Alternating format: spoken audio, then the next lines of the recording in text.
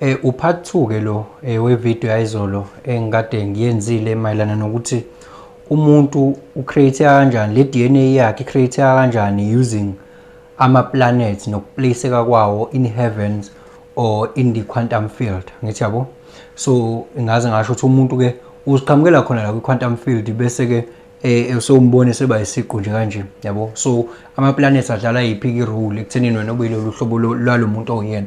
So ngicela ubuke u-part 1 ke ukuze uzokwazi uku-understand uzofikela. Siyaqhubeka nohambo lwethu la engigcine khona, ngigcine la khona kade ngibuza ukuthi okay, just because lo muntu lo by the way ngeke ngisangena ngendlela engijwayele ukungena ngayo, ngithi angikusho lokho ngoba ngiyazi ngizobe sengithethiswa la. By the way, ngithe if ilanga lila wazalwa ilanga lila ku gate state, ngithe mawuzalwe mhlawumbe mhla ka 14 15 16 somewhere there 17 February li gate state, and it's a gate of desires. You have too much desires, but in it's an indulgence. We have too much desires.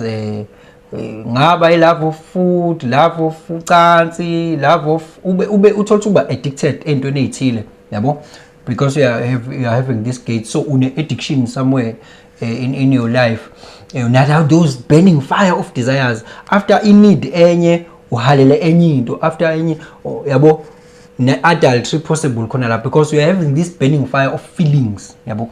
So ngase ngithi ke i-code for in if ilanga lila vele kusho ukuthi wena kune amino acid i-codon le ethi GAC, ngithi abo G or gate state, A ukukhali, this is the goddess head of Hindu, god of time, death and destruction. This is an energetic archetype. This is your godhead. Mawuzalwa ngale date kade ngisho, this is your godhead, meaning this is your consciousness programmer. C is your kota, ukuthi wena njengoba kuyikota of initiation, the purpose fulfilled through mind. We are here to change our minds.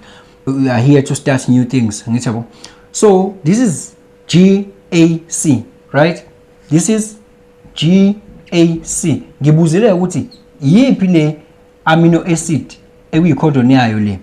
Ayike angibonanga abantu bephawula lapho, but ngibonile nje siso lapha na khona ayibhalile, but iqiniso elithi ke aspartic acid, that is the amino acid, that's it, aspartic acid.